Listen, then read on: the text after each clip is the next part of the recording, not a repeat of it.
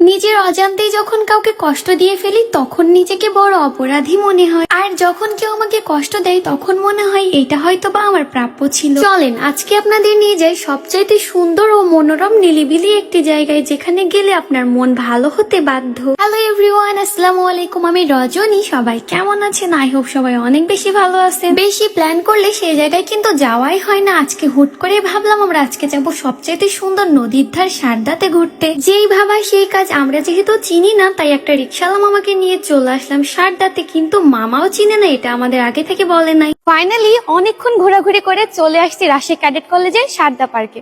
আমি কিন্তু এর আগে কোনোদিনও আসিনি আর জায়গাটা আমি একদমই চিনি না। যাই হোক, আপনারা যদি এসে থাকেন অবশ্যই আমাকে একটা কমেন্টস করে জানাবেন। জায়গাটা আসলে অসম্ভব সুন্দর। যারা প্রকৃতি লাভার আছেন তাদের জন্য এই জায়গাটা হবে বেস্ট। এখানে যাওয়ার পরে আমি তো পুরাই হতাশ। এত পরিমাণ মানুষের ভিড়, মনে হচ্ছিল আমি যেন কোনো মেলায় চলে এসেছি। অনেক দূর দূরান্ত থেকেও মানুষ এসেছিল এই সুন্দর জায়গায় ফিল নেওয়ার জন্য। চারিপাশে শুধু সবুজ আর সবুজ, আর সামনে সুন্দর নদী। দেন বসার জন্য যেহেতু একদমই জায়গা পেলাম না, তাই সামনে দেখি ছোট বাচ্চাদের কিডস জোন, তাই ভাবলাম ওদের ওখানে গিয়ে একটু বসি। আপনারা জানেন আমি যতই বড় হয়ে যাই না কেন আমার মনটা কিন্তু একদম ছোট বাচ্চাদের মতো। কিন্তু আমার কপাল খারাপ, এখানে যাওয়ার আগেই দেখতেছি আর একটা আপুই বসে আছে। আমরা রিক্সাওয়ালা মামাকে বলেছিলাম 40 মিনিট থাকবো, দেখছি 40 মিনিটের বেশি হয়ে গেছে, তাই আমরা বের হয়ে পড়লাম। আজলা দিয়ে আসার সময় দেখি সুন্দর একটি ক্যাফে, তাই আমি চা খাওয়ার জন্য চলে আসলাম এই সুন্দর জায়গাতে। আসার কিছুক্ষণ পরেই দেখি আমাদের চা আসার আগেই সুন্দর বিড়ালটা আমার কাছে চলে এসেছে। মনে হচ্ছে এ যেন আমার কত পরিচিত।